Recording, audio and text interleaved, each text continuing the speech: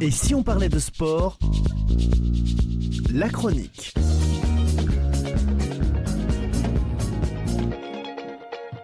Et voilà, retour sur le plateau de Et si on parlait de sport pour cette 5e et dernière journée du tournoi des 6 nations féminins de rugby. Une journée décisive, spectaculaire, riche en émotions qui a confirmé la montée en puissance du rugby féminin européen avec des stades pleins, beaucoup d'essais et un suspense encore présent avant le grand crunch final entre la France et l'Angleterre. Au programme aujourd'hui, la belle démonstration offensive de l'Italie victorieuse au Pays de Galles 43-24 grâce à une seconde période de très haut niveau, confirmant les progrès constants de la Squadra Azzurra dans ce tournoi. Nous reviendrons également sur l'impressionnante performance de l'Irlande qui a écrasé l'Écosse 54-5 à Dublin devant une affluence record avec un rugby en mouvement spectaculaire et une première période totalement maîtrisée. Et bien sûr, nous débrieferons le choc tant attendu entre la France et l'Angleterre à Bordeaux. Un crunch décisif pour le titre où les Red Roses ont une nouvelle fois imposé leur puissance et leur réalisme en imposant 43-28 face aux Bleus pour décrocher un 8e sacre consécutif dans le tournoi. Et pour analyser cette dernière journée du tournoi des 6 nations féminins, je suis bien sûr accompagné de Danielle Irazu, qui est ancienne internationale française et 76 sélections, qui est manager sécurité au sein du groupe SNCF et dirigeante sportive, ainsi que Bernard Pujol, président du comité départemental olympique et sportif et aussi un passionné de rugby. Alors installez-vous confortablement, place maintenant au grand débrief de cette dernière journée du tournoi des 6 nations. Bonjour Danielle et bonjour Bernard. Bonjour à tous. Ravi toujours d'être avec vous. Bonjour. Alors Daniel, on va commencer par toi avec le match Pays de Galles-Italie. Cette équipe d'Italiennes a encore marqué des esprits aujourd'hui. Qu'est-ce que l'on retient de cette victoire ? Oui, je retiens surtout la capacité des Italiennes à accélérer après la pause. Elles ont su profiter d'un Pays de Galles dépassé pour s'envoler en deuxième période. Alors à la mi-temps, le Pays de Galles était devant 19-17, donc le match était totalement ouvert. Mais en seconde période, l'Italie a imposé énormément de rythme, de vitesse dans les transmissions et surtout beaucoup plus de maîtrise dans les zones de contact. Ils ont inscrit plusieurs essais très rapidement et prennent complètement le contrôle du match. Alors Bernard, on a vu une équipe italienne très offensive avec 7 essais inscrits. Est-ce que cette équipe a franchi un cap dans ce tournoi ? Oui, clairement, la Squadra Azzurra a franchi un cap. On les a vus monter crescendo tout le long de la compétition.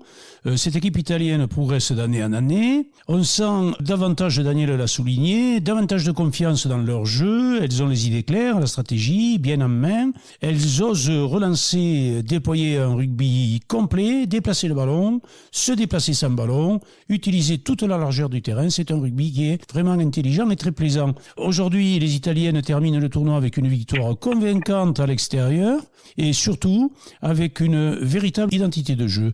C'est important pour le rugby féminin italien. Daniel, à l'inverse, le Pays de Galles termine encore sans victoire.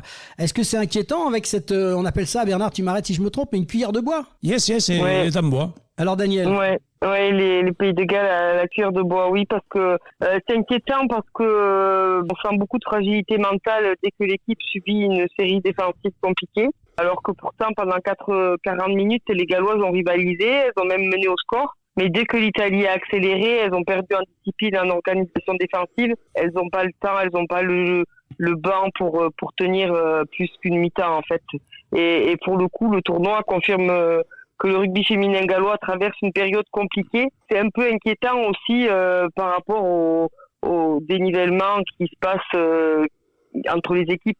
Alors Bernard, justement, par rapport à ce que dit Daniel, est-ce que ce genre de match montre quand même l'évolution globale du tournoi féminin ? Oui, ce match, effectivement, Daniel l'a dit, les Galloises sont en difficulté et subissent dans le jeu et dans le score. Après, pour répondre à ta question globale, oui, l'on se rend compte que le rugby féminin est beaucoup plus structuré, le jeu est beaucoup plus réfléchi, du large, du profond, du ballon porté, toute la technique et toute la palette est bien là. Et l'évolution marquante, c'est le physique. Il y a eu une évolution physique, une préparation. Ce sont des filles de véritables athlètes maintenant. Elles ont les moyens de se préparer et ça se ressent beaucoup. Après, l'évolution globale, il faut l'analyser.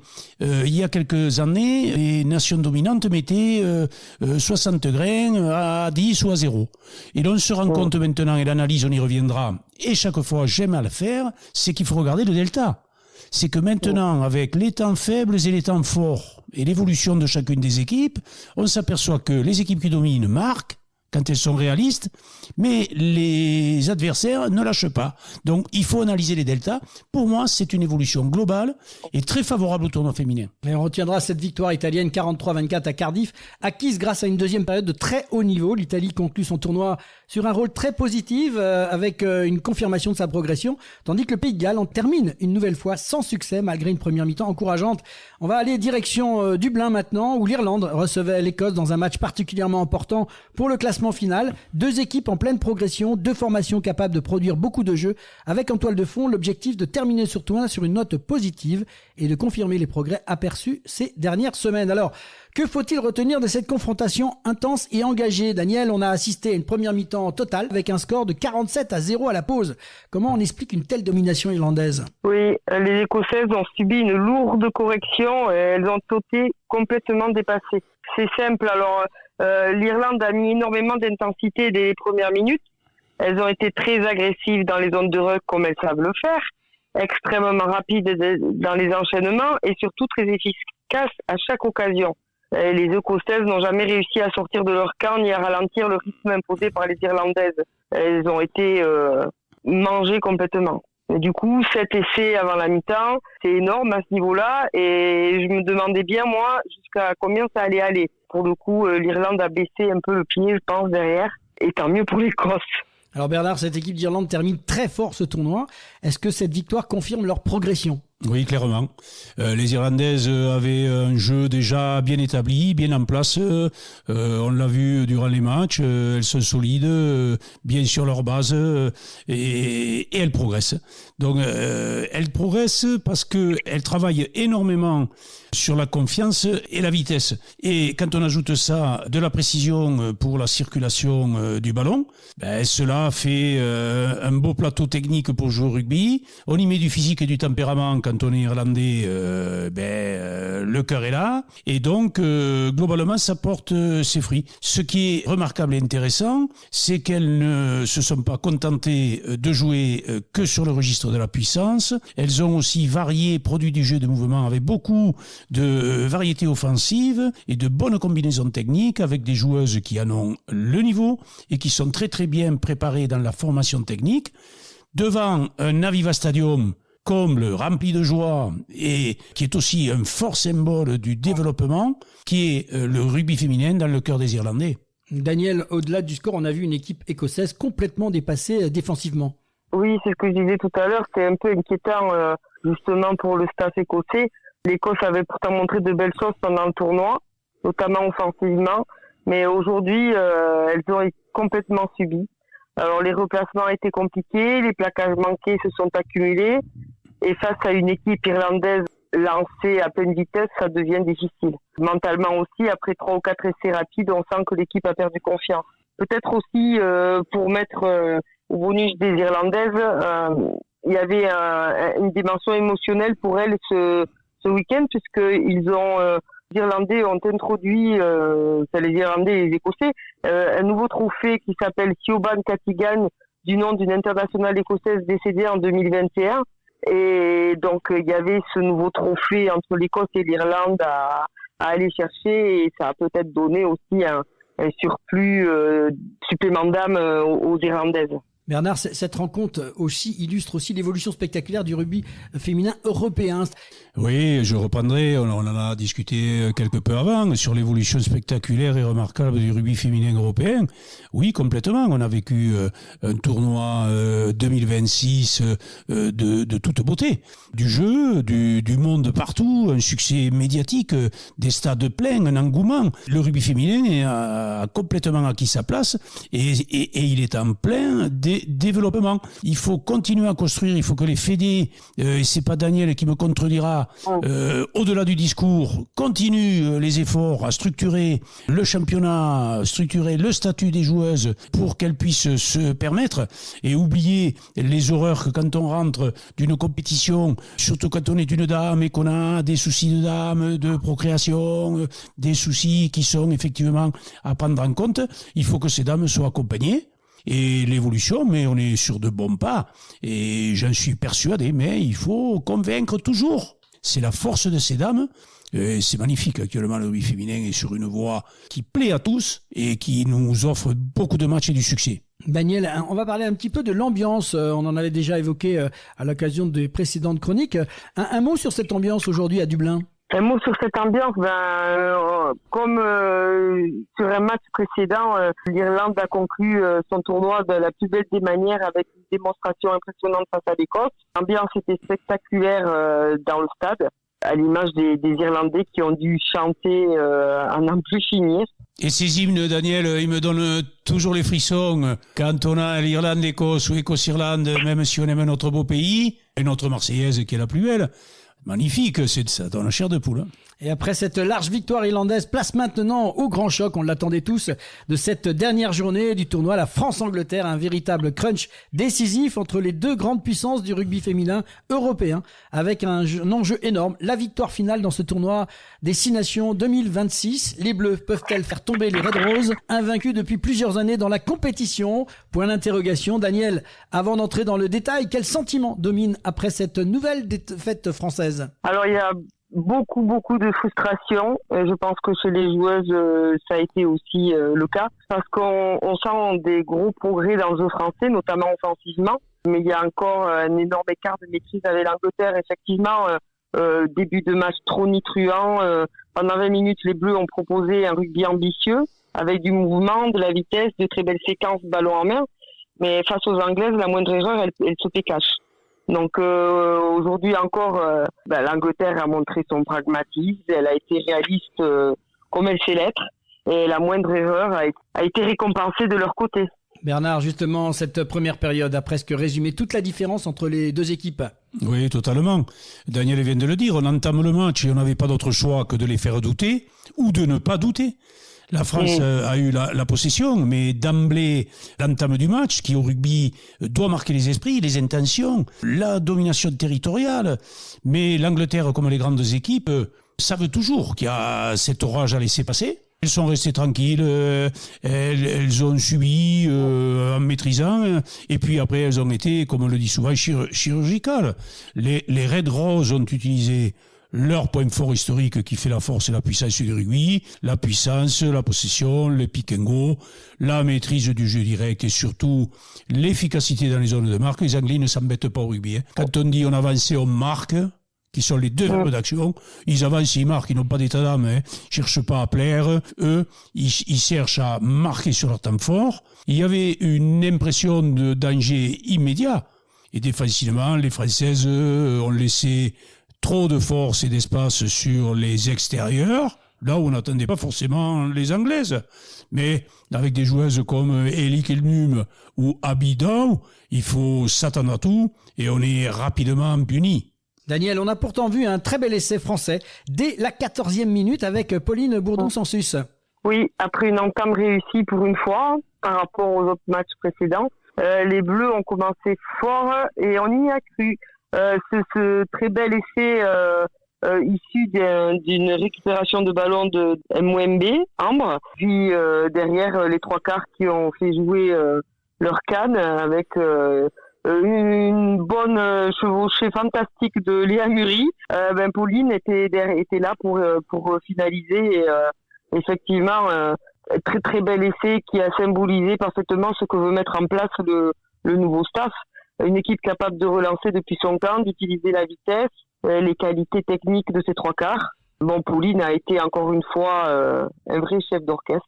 Elle a beaucoup tenté autour des rucks et elle a pris des initiatives de leader. Elle a vraiment tenu son rôle de chef de rang hier, dont la France avait besoin. Alors Bernard, un autre élément important, aujourd'hui, les difficultés françaises en touche. Ouais, rédhibitoire. En rugby, on a beau discuter, parler de ce qu'on veut, les bases fondamentales, la conquête, mais les touches, on n'y coupe pas. Et les malheureuses Françaises perdent, et on ne les accuse pas, 4 lancers sur 13 en première période, en plus dans le camp anglais, ce qui nous prive de munitions, effectivement, munitions entre guillemets, qui fait que la touche maintenant est une véritable rampe de lancement. Sur les ballons portés, on est pratiquement sûr d'avancer, et c'est là qu'on meurtrit l'adversaire. C'est pratiquement rédhibitoire victoire face à une équipe comme l'Angleterre. Les Bleus ont perdu des munitions précieuses alors qu'elles étaient dans des temps forts intéressants. À l'inverse, les Anglaises ont été beaucoup plus pragmatiques, plus propres et stables sur les fondamentaux. Et dans un crutch, la conquête reste essentielle. Daniel, malgré le retard à la pause, les Françaises ont quand même tenté de revenir. Oui, c'est une des forces de l'équipe. On l'avait déjà souligné sur les matchs précédents. Et, la France n'a jamais rien lâché en fait. Jusqu'à ce dernier essai de Rose Bernardo où elle s'est arrachée. Oui, c'est une des forces de l'équipe, cet état d'esprit. Quand Anaïs Grando marque, puis que Pauline Bourdon-Sansus inscrit son deuxième essai, le stade s'est enflammé. Je reviendrai là-dessus après, mais oui, il y avait une vraie ferveur dans les tribunes avec plus de 35 000 spectateurs. Et dès que la France est revenue un peu dans le match, après l'Angleterre a immédiatement répondu. On comprend là pourquoi, malgré le public qui est derrière son équipe, pourquoi l'équipe d'Angleterre domine tant le rugby mondial depuis plusieurs années. Le problème qui se pose, Bernard, c'est est-ce que cette fameuse domination anglaise devient psychologique pour nos Bleus ? Elle reste psychologiquement un problème. Autant de conquêtes, de gains de tournois, de défaites à 18, on va pas se cacher. On subit. Donc mentalement, psychologiquement, on subit. Qu'est-ce qui se passe ? Comment peut-on faire ? Alors, ce qu'il faut regarder dans l'évolution, et j'y reviens toujours dans l'analyse du rugby moderne, c'est qu'il y a beaucoup de points, beaucoup d'essais. Mais ce qu'il faut analyser, ce sont les deltas. Parce que là, on prend 20 points. Quand on était dominé avant, j'y reviens, on prenait 80-10. Là, on rentrait à la maison, on sortait pas, on buvait pas un coup, on avait honte. Maintenant, on perd 20-0. En données corrigées. Donc, ça s'est rétréci, l'écart se rétrécit, les temps forts, les temps faibles se partagent. Mais bon, on ne peut que constater que l'Angleterre est encore devant, 18 défaites consécutives, ça se joue sur le terrain, ça se joue, pour répondre à ta question, dans les têtes. Il faut regarder le travail réalisé par l'Angleterre depuis 10 ans sur l'investissement, le championnat anglais qui est structuré, les joueurs disposent de conditions de vie professionnelles très avancées ou un peu mieux avancées que les Françaises, et cela se ressent dans la maîtrise collective et dans la confiance qu'elles ont accumulée. L'Angleterre reste à ce jour la référence mondiale du rugby féminin. Eh bien, il faut les suivre, prendre exemple, et on va y arriver. Ce delta se réduit. Il faut un peu patienter, prendre confiance et essayer d'effacer effectivement ce mal psychologique dont tu me posais cette admirable question. Daniel, malgré cette défaite justement, comment tu vois des motifs d'espoir pour nos Bleus ? Toi qui es l'ancienne. Des motifs d'espoir. Je reviendrai sur ce qu'a dit Bernard et je rajouterai des éléments qui me paraissent importants. La progression, elle n'est pas forcément sur le terrain. Là, les filles sont dans un nouveau cycle, avec un nouveau staff, des joueuses qui sont rajeunies. Donc là, elles sont bien parties pour bien bosser, pour que ce cycle de 4 ans, on voit des évolutions significatives. Je suis confiante par rapport à ça. Cela dit, la progression, elle ne passera pas que par le côté sportif. Elle passe aussi par une prise de conscience, Bernard l'a dit, de la fédération par rapport au championnat, mais aussi, moi j'ai envie aussi d'un peu investir les clubs qui sont aussi responsables, parce qu'il ne faut pas qu'ils attendent aussi non plus que ce soit toujours la fédé qui donne tout. Et les clubs, il faut aussi qu'ils fassent le boulot de leur côté de structuration et aussi d'aller chercher, aussi aider à aller chercher des investisseurs. Alors après, côté fédé, revoir le règlement pour permettre un championnat équilibré, intéressant sportivement pour les joueuses et donc forcément pour l'équipe de France. Si on a un championnat plus équilibré, ça tape plus en championnat, les filles sont plus préparées et il y a moins de déséquilibre entre les matchs. C'est bénéfique pour l'équipe de France, mais c'est aussi intéressant pour les investisseurs et la télé qui aideront aussi l'écosystème à grandir. Si le championnat n'est pas intéressant, les investisseurs et la télé viendra pas proposer une diffusion régulière en fait. Et c'est un peu le chat qui se mord la queue, moi j'ai envie de dire. Et là aujourd'hui, avec plus de 35 000 personnes au stade, ça prouve bien que le rugby féminin, le sport collectif, est entré dans les mœurs. Et que les gens viennent le voir, c'est pas un accident, 35 000 personnes dans un stade. Là, aujourd'hui, je crois qu'on a tous les éléments positifs pour faire en sorte que les choses avancent vraiment. Et je crois que les joueuses attendent ça aussi, d'après ce que j'ai entendu à la fin du match. Je peux le comprendre. Et c'est pas juste une histoire de professionnalisation. On parle de professionnalisation, mais la professionnalisation, ça ne concerne pas que les joueuses. Ça concerne les staffs, ça concerne les structures. Parce que pour avoir une équipe senior de première main de niveau, il faut derrière qu'il y ait des jeunes qui poussent. Bernard, un dernier mot parce que notre Daniel est lancé là. Ah oui, non, mais il faut l'arrêter. Moi, je bois ses paroles parce que Daniel, d'abord, Daniel, elle a une expertise, elle a un retour d'expérience, et puis je ne veux pas la vieillir ni la vexer. Elle a quand même l'histoire. Elle représente l'histoire. Elles se sont débattues, combattues dans l'ombre, et de temps en temps on sent. Et elle nous le rappelle, elle a raison. Maintenant, on est en place. Il faut effectivement, et Daniel l'a dit, prendre conscience, donner les moyens, tant au niveau fédéral que des niveaux des clubs, pour que, les médias et les partenaires s'intéressent à nous. On n'aura que ce qu'on méritera. Mais on est dans de très très très bonnes voies. Et Daniel, je sais qu'elle défendra, et elle a raison, et je la soutiendrai.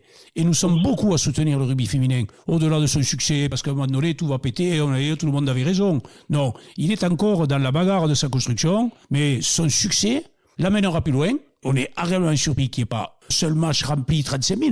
Dans tout le tournoi, il y avait 1000, 30 000, 40 000 partout, en France comme ailleurs. Et ça, c'est à féliciter et on ne peut que s'en réjouir. Bravo, mesdames. On va terminer avec l'Angleterre. On conclura à remporter donc ce crunch à Bordeaux, 43-28, et décroche le 8e titre consécutif dans ce tournoi destination féminin. Une nouvelle démonstration de puissance et de maîtrise des Red Roses qui confirment leur statut de meilleure équipe du monde. De leur côté, les Bleus peuvent nourrir des regrets après une première période trop approximative, notamment en conquête, mais elles ont aussi montré des intentions offensives encourageantes et une vraie capacité de réaction face à l'ogre anglais. Merci Daniel et Bernard d'avoir partagé votre analyse tout au long de ce tournoi destination féminin Et si on parlait de sport, merci également à vous tous et toutes qui nous avez suivis pour ces chroniques spéciales consacrées au rugby féminin européen. Et vous êtes nombreuses à nous avoir écoutés. On vous en remercie. C'était notre 5e et dernière chronique spéciale tournoi destination féminin signée Et si on parlait de sport.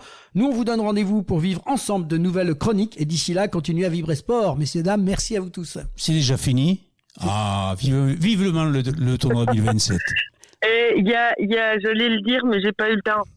En septembre, il y a la Nouvelle-Zélande à Lyon et l'Australie, je sais plus où, en Provence, quelque part.